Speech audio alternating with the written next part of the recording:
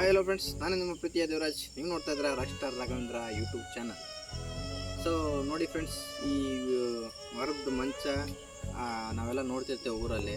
So ಅದು ಇವಾಗ ನಮಗೆ ಯಾಕೋ ಹಿಡಿಸ್ಲಿಲ್ಲ ಅನ್ನೋದಕ್ಕೋಸ್ಕರ ಹೊಲದಲ್ಲಿ, ಅಂದರೆ ನಮ್ಮ ಕಡೆ ಹೊಲ ಅಂತೀವಿ, ನಿಮ್ಮ ಕಡೆ ಗದ್ದೆ ಅಂತೀರಿ.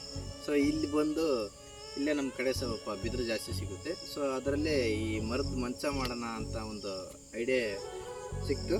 ಸೊ ಅದನ್ನ ಹೊಸದಾಗಿ ತಯಾರು ಮಾಡಿ ನಾನೇ ಹೊಸದಾಗಿ ಆ ಐಡಿಯಾನ ಕಂಡುಕೊಂಡು ಸೊ ಇದನ್ನು ಸ್ವಲ್ಪ ಟೆಕ್ನಿಕ್ ಇಟ್ಟು ಮಾಡಿದ್ದೀನಿ.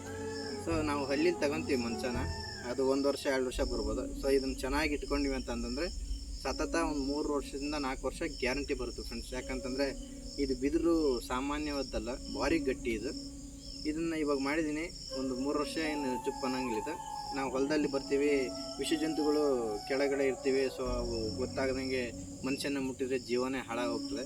ಸೊ ಅದಕ್ಕೋಸ್ಕರ ನಾವು ಹೊಲಕ್ಕೆ ಬಂದ್ವಿ ಅಂತಂದರೆ ಸ್ವಲ್ಪ ಕುತ್ಕೊಂಡು ರೆಸ್ಟ್ ಮಾಡಬೇಕು ಅನ್ನೋ ವಿಚಾರದಲ್ಲಿ ಸೊ ಇದನ್ನು ನಾನು ಬಿದಿರೆಲ್ಲ ಕಡ್ಕೊಂಬಂದು ನೀಟಾಗಿ ಎಲ್ಲ ತಯಾರಿ ಮಾಡಿಕೊಂಡು ಇವಾಗ ನೀಟಾಗಿ ಬಿದಿರಿನ ಮಂಚ ಮಾಡಿದ್ದೀನಿ.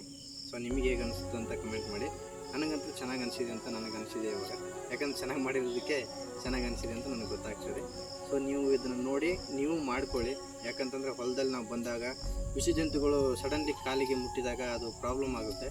ಸೊ ಅದು ಸಡನ್ಲಿ ಅದು ಬಂತು ಅಂತಂದ್ರೆ ನಾವು ಇಲ್ಲಿ ಇದ್ರ ಮೇಲೆ ಇರೋದ್ರಿಂದ ಯಾವುದೇ ರೀತಿಯ ಮನುಷ್ಯಗೆ ಹಾನಿ ಆಗೋದಿಲ್ಲ. ಸೊ ನೈಟ್ ಎಲ್ಲ ಯಾವುದೇ ನೀರು ಒಳಗಡೆ ನುಗ್ಗಿದ್ರು ಮೇಲ್ಗಡೆ ಆರಾಮಿರ್ಬೋದು. ಆ ವಿಚಾರದಲ್ಲಿ ಇದನ್ನು ಮಾಡಿದ್ದೀನಿ, ಚೆನ್ನಾಗಿ ಕಾಣಿಸುತ್ತೆ, ನಿಮಗೂ ಯೂಸ್ಫುಲ್ ಆಗುತ್ತೆ. ಸೊ ನಮ್ಗೆ ಯೂಸ್ಫುಲ್ ಆಗಿದೆ, ಅದಕ್ಕೋಸ್ಕರ ಇದನ್ನು ಎಸ್ಟಿಮೇಟ್ ಹಾಕಿ ಐಡಿಯಾನ ಕಂಡುಕೊಂಡು ಈ ರೀತಿ ಚೆನ್ನಾಗಿ ಮಾಡಿದ್ದೀನಿ ಫ್ರೆಂಡ್ಸ್. ಇಷ್ಟ ಆದರೆ ಲೈಕ್ ಮಾಡಿ, ಶೇರ್ ಮಾಡಿ, ಕಮೆಂಟ್ ಮಾಡಿ ನಡಿ.